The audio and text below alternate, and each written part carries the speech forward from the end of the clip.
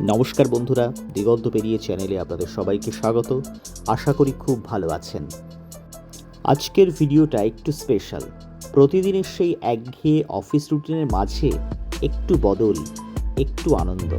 হ্যাঁ, ঠিকই ধরেছেন। আজ আমরা অফিসের সবাই মিলে প্ল্যান করেছিলাম একটু অন্যরকমভাবে দিনটা কাটাবো। আর যেমন প্ল্যান তেমনই কাজ শেষে আমরা সবাই মিলে বেরিয়ে পড়লাম রানাঘাটের উদ্দেশ্যে। রানাঘাটের ট্রেন চলে এসেছে স্টেশনে।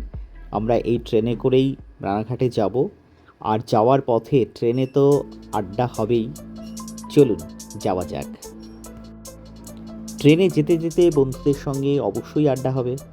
তবে এই গেট টুগেদারের পেছনে কিন্তু অনেক পরিশ্রম রয়েছে।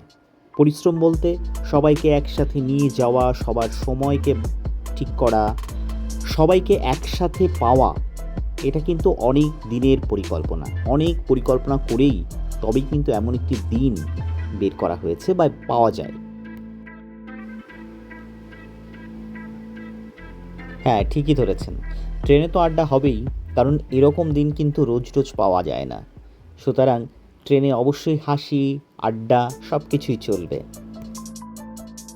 রানাঘাটে আমাদের গন্তব্য ছিল একটা বিশেষ জায়গা, যেখানে আমরা সবাই মিলে একসাথে কিছুটা সময় কাটাতে পারবো। আর অবশ্যই ভালো খাওয়া দাওয়া হবে। আর সেই গন্তব্যটা হলো রানাঘাটের বিখ্যাত বিরিয়ানি প্লাজা। অনেকেই হয়তো এখানে গেছেন, অনেকেই হয়তো এখানে খেয়েছেন। আপনারা যারা খেয়েছেন তারা নিশ্চয়ই এখানকার স্বাদ, এখানকার পরিবেশ সম্পর্কে জানেন। আপনারা তো জানেনই, বন্ধুদের সঙ্গে আড্ডা আর সেই সাথে যদি গরম গরম বিরিয়ানি থাকে তাহলে একদম জমে ক্ষীর।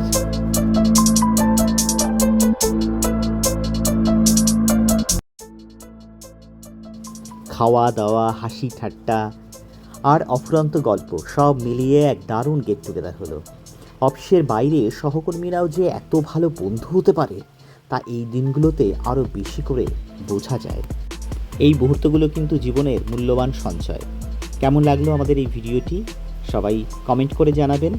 লাইক, শেয়ার আর দিগন্ত পেরিয়ে চ্যানেলকে সাবস্ক্রাইব করবেন। অন্য কোনো ভিডিওতে নতুন গল্পে দেখা হবে। সবাই ভালো থাকবেন, সুস্থ থাকবেন।